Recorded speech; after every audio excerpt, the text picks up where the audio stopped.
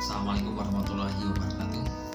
Video yang sedang kalian saksikan saat ini adalah video penyempurnaan dari materi pada video sebelumnya, yaitu mengenai persamaan dasar akuntansi, yang tujuannya untuk lebih memahami lagi agar kalian lebih mudah nanti dalam membuat jurnal.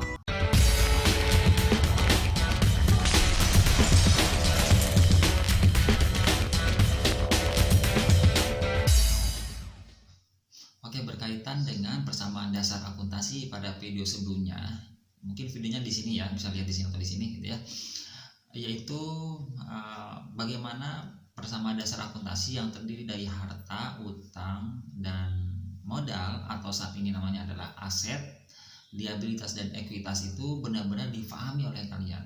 Jadi kalau sudah paham, nanti ketika menjurnal pun itu akan sangat mudah dan itu akan lebih enjoy, asik aja gitu ya. Orang lain kesulitan, nah kita asik, nah kita enjoy. Oleh karena itu, yuk kita mulai bahas saat ini ya. Nah, persamaan dasar akuntansi yang telah kita bahas sebelumnya, ini saya gambarkan di slide ini ya, yaitu aset akan sama dengan liabilitas dan ekuitas. Kalau aset itu adalah harta yang kita miliki, nah kalau liabilitas dan ekuitas itu adalah sumbernya. Artinya aset perusahaan yang ada saat ini sumbernya itu bisa dari liabilitas atau hutang, bisa juga dari ekuitas atau modal. Jadi itu yang tentunya harus kita pahami terus-terusan gitu ya. Nah, posisi sama dengan ini artinya adalah posisi yang ada di tengah. Ya, ini adalah di tengah-tengah. Ya, jadi ingat ya, harus diingat-ingat aset atau harta atau kekayaan atau aktiva ya ini namanya, ini posisinya ada di sebelah kiri. Oke, ini sama dengan kan di tengah-tengah. Kemudian liabilitas atau utang dan ekuitas dan modal atau modal ada di sebelah kanan. Nah, ini posisinya adalah posisi bertambah semuanya. Aset bertambah simpan sebelah kiri, gitulah nanti ya. Kemudian liabilitas dan ekuitas bertambah sebelah kanan. Kalau aset berkurang simpan sebelah kanan, sebaliknya gitu ya. Nah, sekarang kalau liabilitas berkurang simpan sebelah kiri, ekuitas bertambah sebelah kanan. Nah, jadi kalau ekuitas berkurang sebelah kiri, begitu. Kemudian aset itu kan banyak ya, terdiri dari apa saja itu banyak. Tapi nanti akan kita bahas selanjutnya lagi gitu ya. Nah, sekarang kita pahami dulu mengenai transaksi bisnis ya. Nah, kenapa akuntansi itu harus memahami transaksi bisnis? Karena akuntansi itu mencatat keuangan yang bersumber dari transaksi bisnis. Jadi kalau kita tidak paham apa itu transaksi bisnis, ya sudah, berarti akuntansinya juga tidak akan benar gitu ya. Nah, apa itu transaksi bisnis? Oke. Transaksi bisnis itu adalah peristiwa ekonomi yang secara langsung mengubah kondisi keuangan perusahaan atau secara langsung mempengaruhi hasil operasi. Mempengaruhi itu artinya perusahaan itu bisa tambah kaya atau malah rugi, malah berkurang, malah menurun asetnya. Nah, seperti itulah. Contohnya apa? Menjual, kemudian membeli, nah gitu ya. Kemudian untung, rugi, ngambil uang, ngeluarin uang, kemudian yang lain-lainnya. Nah, terkaitan dengan keuangan, nah itu adalah transaksi-transaksi yang harus kita catat karena itu disebutnya transaksi bisnis. Nah, dari unsur persamaan akuntansi itu nanti akan ada pengaruhnya terhadap persamaan dasar akuntansi. Nah, jadi nanti dengan sendirinya persamaan dasar akuntansi itu akan berubah-berubah, angkanya berubah-ubah tergantung kondisi dari tergantung kondisi dari transaksi bisnis yang dilakukan oleh perusahaan. Namun sebelum ke sana kita harus paham dulu dari persamaan dasar akuntansi yang tadi, yaitu aktiva, yaitu aset, liabilitas, dan ekuitas. Itu sebetulnya yang ketiganya itu apa gitu. Nah, itu harus kita pahami lagi. Nah, jangan-jangan ketika nanti kita mencatat atau menjurnal, karena kita tidak paham apa itu aset, bisa jadi kan nanti nyatatnya salah jurnalnya, itu repot lagi. Nah, sekarang kita pahami ya. Aset itu adalah harta yang dimiliki perusahaan yang merupakan sumber ekonomi, ya, harta. Jadi teman-teman kalau bicara aset itu artinya bicara harta. Teman-teman tahu kan harta itu apa ya? Harta itu yang dimiliki perusahaan, ya. Di perusahaan itu apa aja? Nah, ada uang kas, jelas lah. Kalau perusahaan gak ada uang kas, perusahaan gak bisa gaji dong, ya. Ataupun kalau gak ada uang kas gak bisa beli dong, ya. Bisa kan katanya ngutang, ya ngutang kan harus dibayar. Artinya kas itu adalah harta perusahaan. Kemudian ada lagi piutang atau tagihan, ya. Ada lagi kemudian gedung itu kan harta perusahaan. Kendaraan, mesin, dan lain-lainnya itu adalah harta perusahaan, artinya yang dimiliki oleh perusahaan. Sementara kalau liabilitas itu apa? Nah, kalau dulu namanya hutang, ya. Kemudian kewajiban. Nah, sekarang kita namanya liabilitas, ya. Nah, sebetulnya liabilitas itu adalah ya hutang-hutang itu aja gitu ya, ataupun kewajiban. Yang kewajiban yang menjadi beban perusahaan. Nah, contohnya adalah hutang pembelian kredit. Nah, itu contoh. Jadi kalau kita melakukan pembelian tapi kredit, artinya kita nggak bayar, maka pada saat kita membeli, disitulah kita punya hutang, gitu ya. Kita beli nggak punya uang, gitu kan? Nah, pasti kita jadi punya hutang. Asalnya nggak punya, jadi punya gara-gara kita beli tapi nggak bayar. Atau juga hutang bisa timbul karena kita minjem, ya. Nah, itu bisa gitu ya.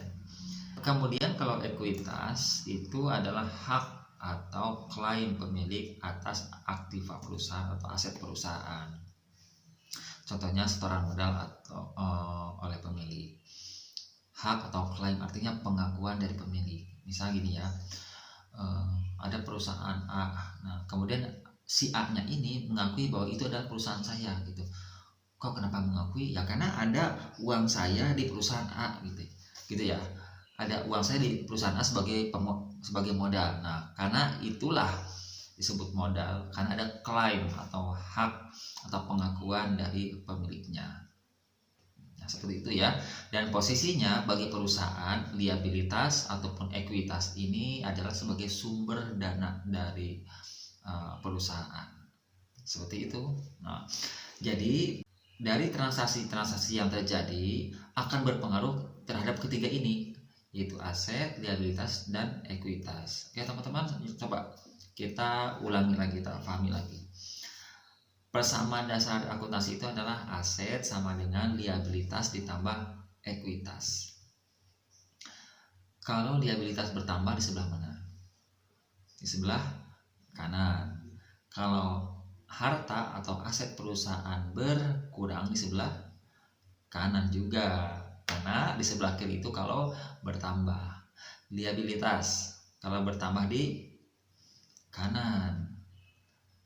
Kemudian ekuitas kalau berkurang di kiri, karena ekuitas itu kalau bertambahnya di kanan. Nah, itu terus difahami lagi ya. Sekali lagi ya, harta bertambah di kanan, harta berkurang di harta bertambah di kiri, kemudian harta berkurang di kanan. Nah, liabilitas bertambah di kanan, sebaliknya kalau berkurang di kiri.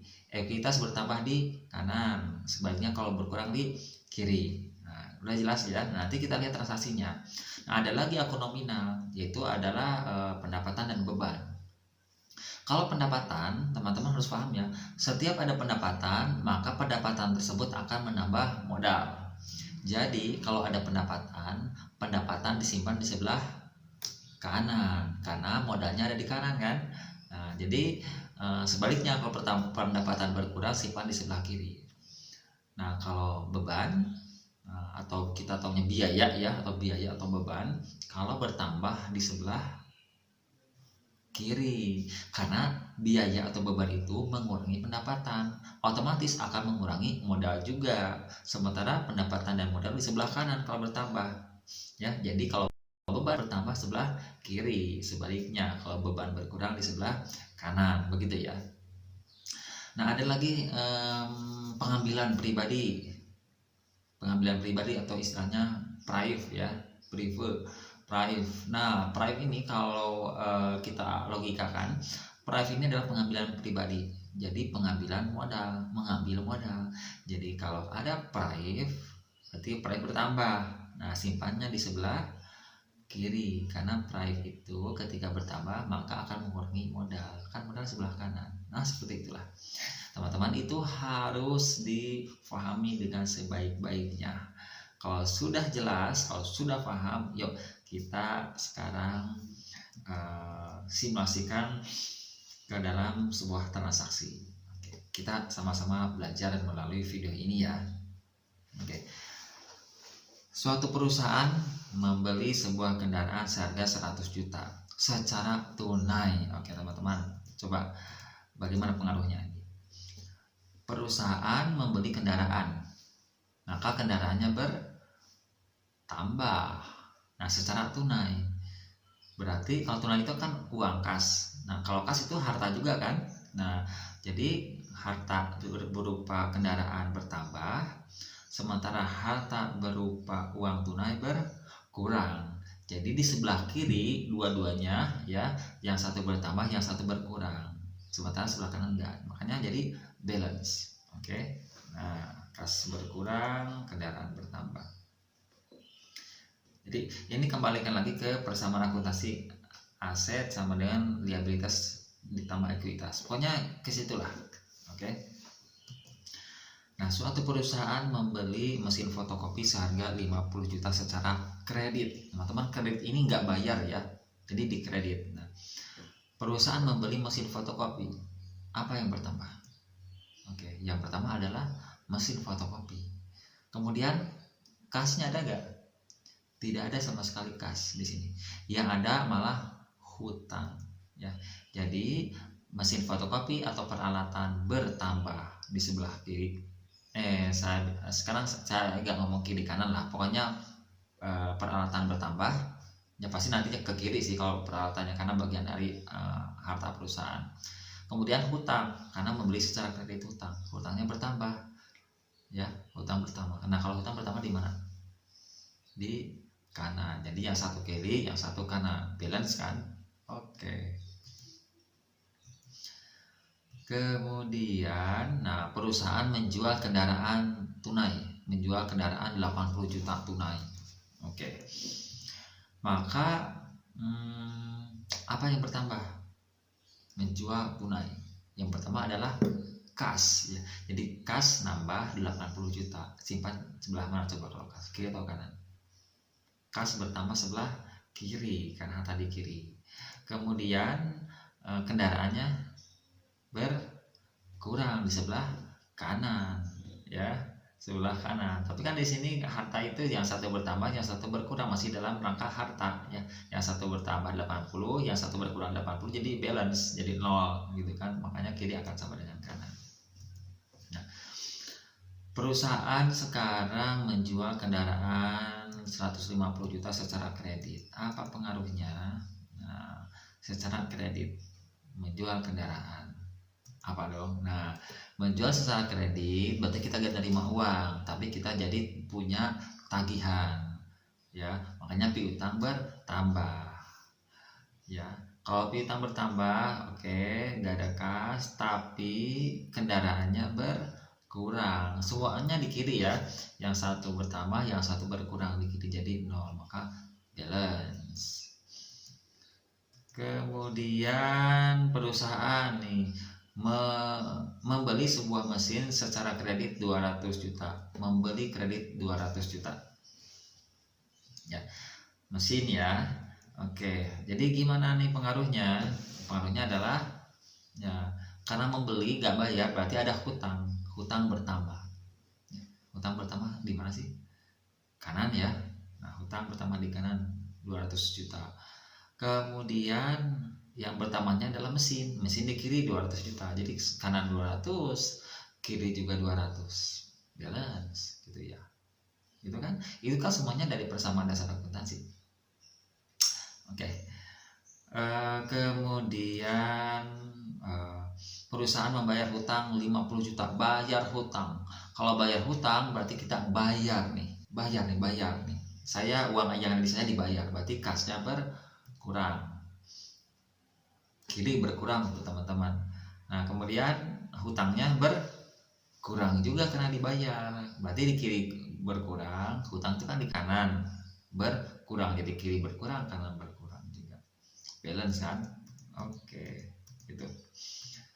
Terus nih Mr. X melakukan penyotoran sebesar 75 juta ke kas perusahaan sebagai tambahan modal. Nih pemiliknya ngasih uang ke perusahaan sebagai tambahan modal.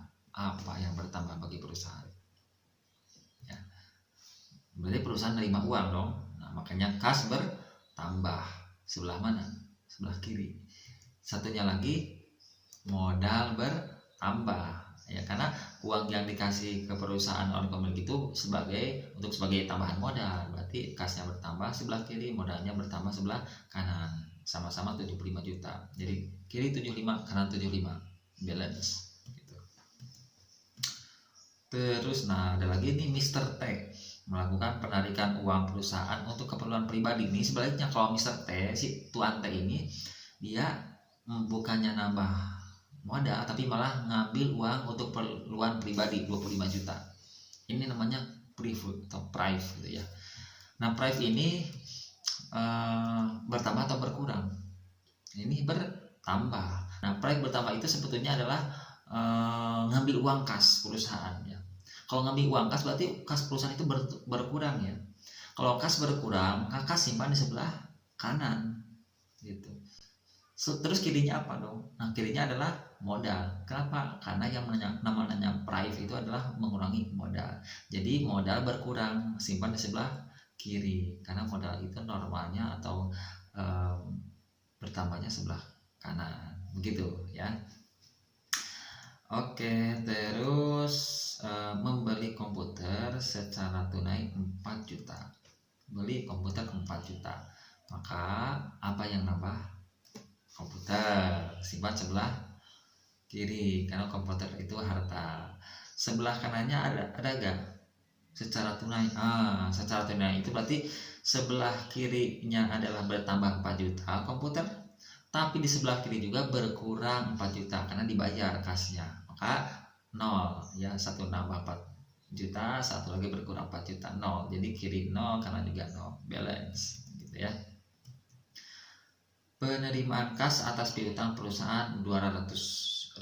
Nah sekarang menerima uang kas gara-gara ada yang bayar hutang, berarti posisi kita adalah piutangnya berkurang. Oke, maka kasnya bertambah, simpan di sebelah kiri, kas bertambah. Piutang itu bertambah berkurang ya. Piutang kan harta juga berkurang, jadi yang satu sebelah kiri itu yang satu nambah, yang satu berkurang, jadi 0 gitu ya, balance kan.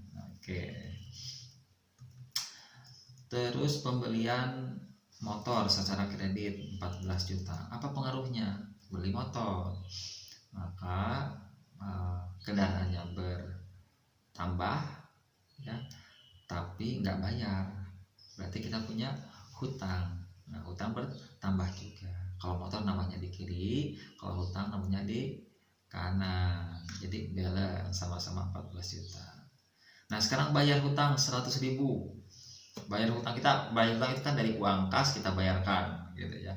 Berarti kasnya berkurang, hutangnya berkurang, jadi kiri kurang, kanan kurang, balance juga gitu ya. Apalagi nih terus saja kita banyak latihan ya. Penambahan investasi oleh pemilik sebesar 3 juta. Nah ini nambahin modal berarti ya. Nah kalau nambahin modal berarti oleh perusahaan sebagai perusahaan apa? Nerima uang kas, nerima uang.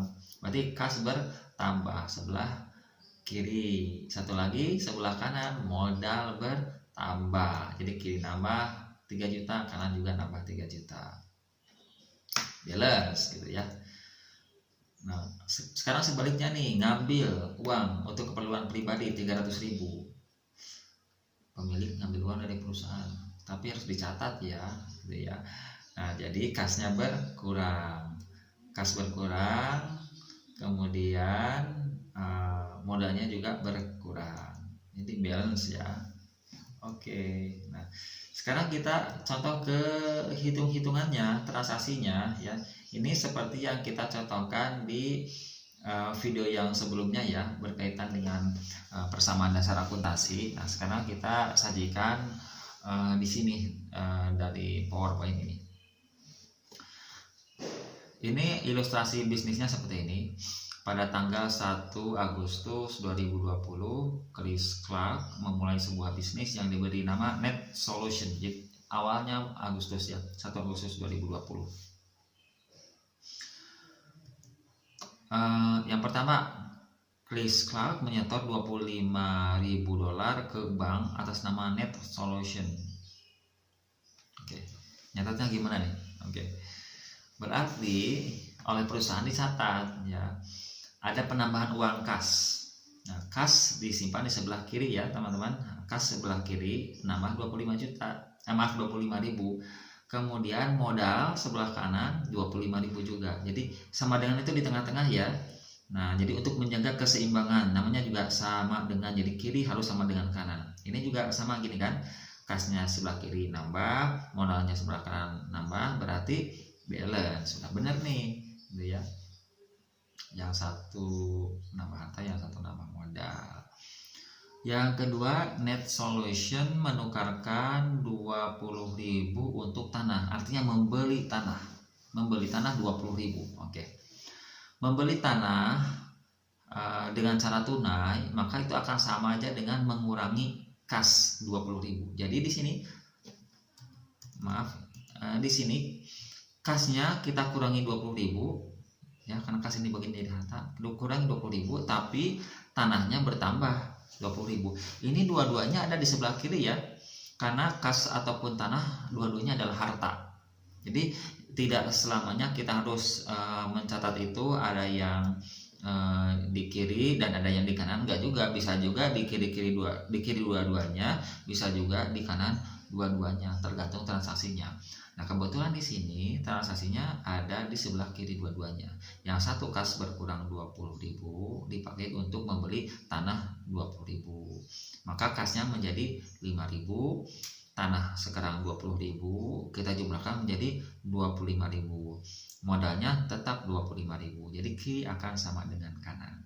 Jadi ini teman-teman, kalau kita membeli sesuatu, membeli harta berupa tanah, membeli kendaraan, itu sama sekali tidak menambah kekayaan.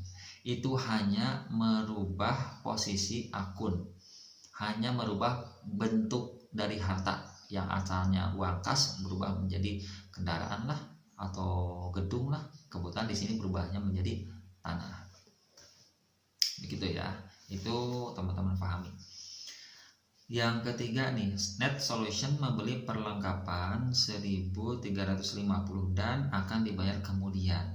Beli perlengkapan tapi nggak dibayar. Oke, berarti kasnya tetap ya. Oke, ini kita lihat ini namanya balance ya. Ini saldo yang sebelumnya nih. Ini saldo yang atas ini, sebelumnya ditulis lagi gitu ya biar mudah. Nah, sekarang yang pertama adalah perlengkapan. Ini perlengkapan, ini bagian dari harta ya. Jadi perlengkapan bertambah, kita nggak bayar, tapi tiba-tiba kita menjadi punya hutang. Nah, berarti sekarang hutang bertambah. Hutang itu sebelah kanan ya. Hutang bertambah, perlengkapan bertambah. Jadi kiri nambah, kanan nambah. Kita jumlahkan, kasnya 5.000, perlengkapan 1.350, tanahnya 20.000. Kalau kita jumlahkan menjadi 26.350. Nah, sekarang sebelah kanan kita hitung juga. Hutangnya 1.350, modalnya 25.000, sama, balance gitu ya. Jadi seperti itu. Lanjut lagi, yang keempat atau D, Net Solutions menyelenggarakan jasa pada pelanggannya dengan imbalan $7.500 dan diterima tunai. Artinya telah menyelesaikan berupa jasa, gitu ya, yaitu sebesar 7.500 diterima tunai teman-teman. Berarti kas nambah ya. Oke, jadi yang ini kita tambahkan kas 7.500 nambah nih. Yang keduanya adalah punya pendapatan, ada pendapatan 7.500. Nah, setiap pendapatan itu akan menambah modal. Maka sekarang catat di modal. Bertambah modalnya 7.500. Kita kasih keterangan aja di sini, pendapatan jasa. Yuk kita jumlahkan kasnya sekarang menjadi 12.500, perlengkapannya 1.350, tanahnya 20.000. Kita jumlahkan kiri menjadi 20, 32, 850 ya. Oke.